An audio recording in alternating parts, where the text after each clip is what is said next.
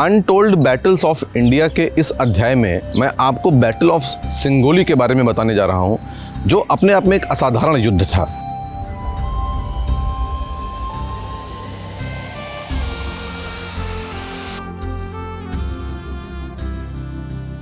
नमस्कार, मैं आलोक पांडे।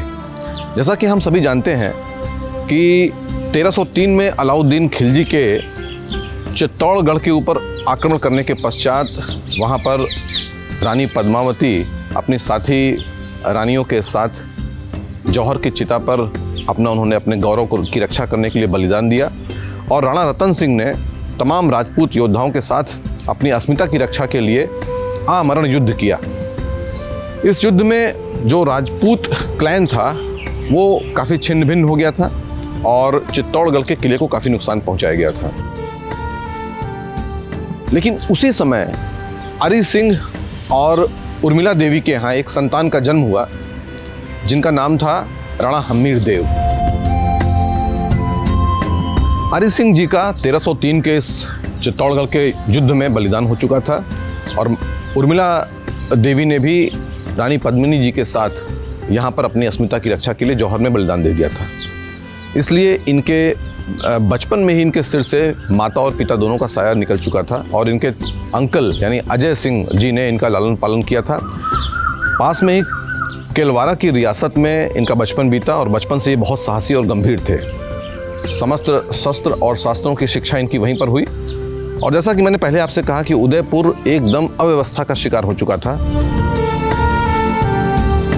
किसी प्रकार की केंद्रीय शासन व्यवस्था न होने के चलते मेवाड़ का ये राज्य लगभग छिन्न भिन्न अवस्था में था, दुर्व्यवस्था का शिकार था और वहाँ पर बहुत ज़्यादा अराजकता फैली हुई थी।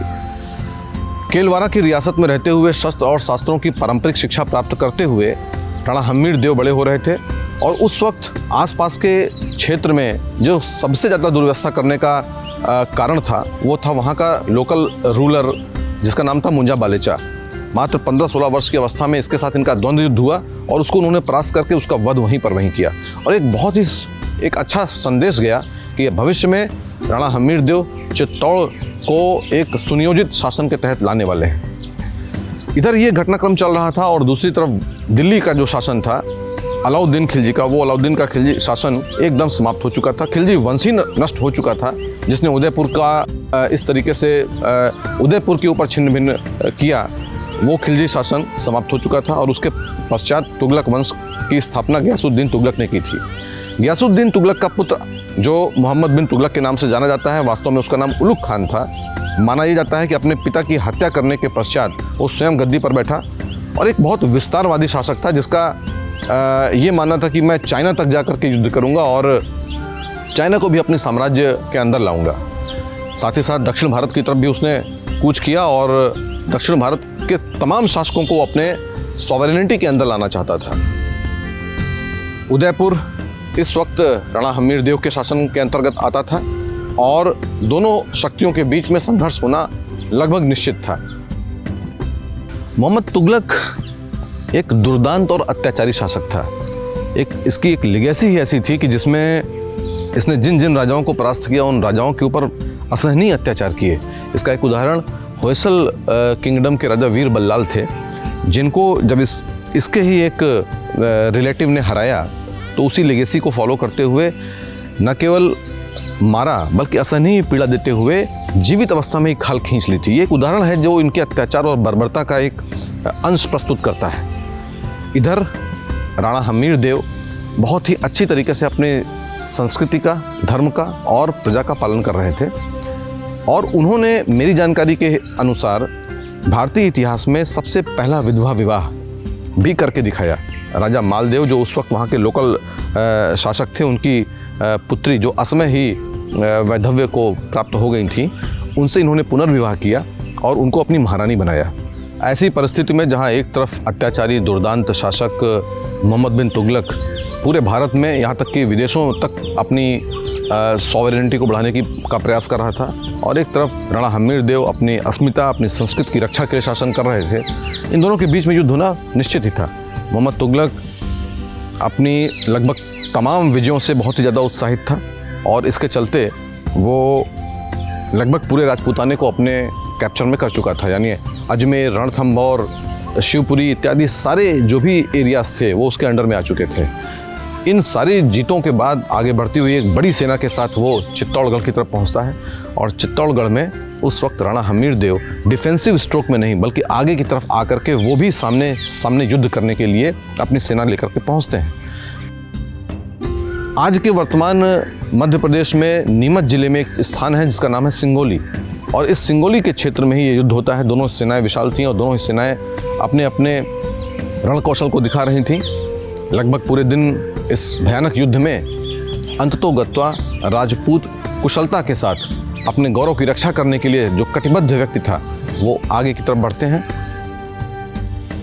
दोनों ही सेनाएं एक दूसरे के सामने थीं और ये भयानक युद्ध प्रारंभ हुआ। लगभग पूरे दिन चलने वाले इस भयानक युद्ध में अंततोगत्वा तुगलक सेनाओं की बहुत ही निराशाजनक पराजय होती है।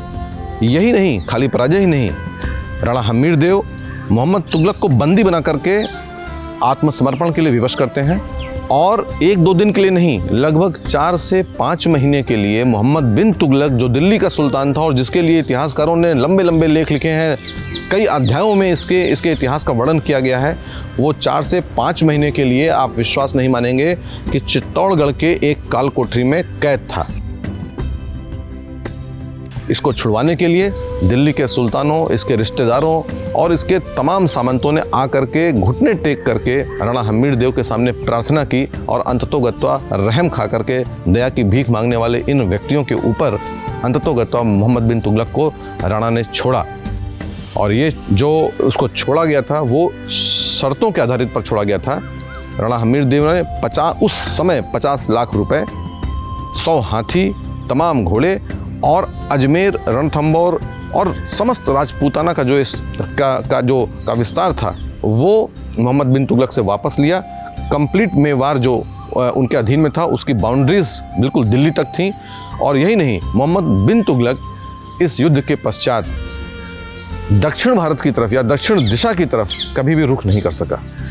इतना ही नहीं, मोहम्मद बिन तुगलक के बाद आने वाले 2 वंश जो दिल्ली सुल्तानों के रूप में दिल्ली के ऊपर सत्ता करते रहे, उन लोगों ने भी राजपूताने की तरफ मुंह नहीं किया।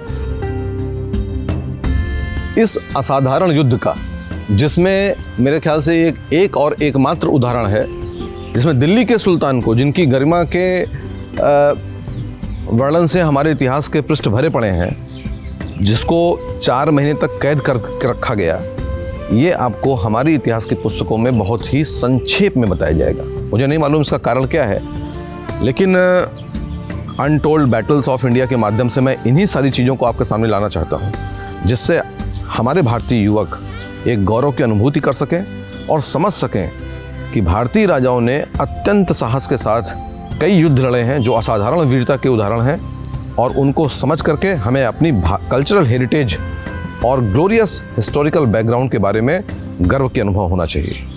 धन्यवाद।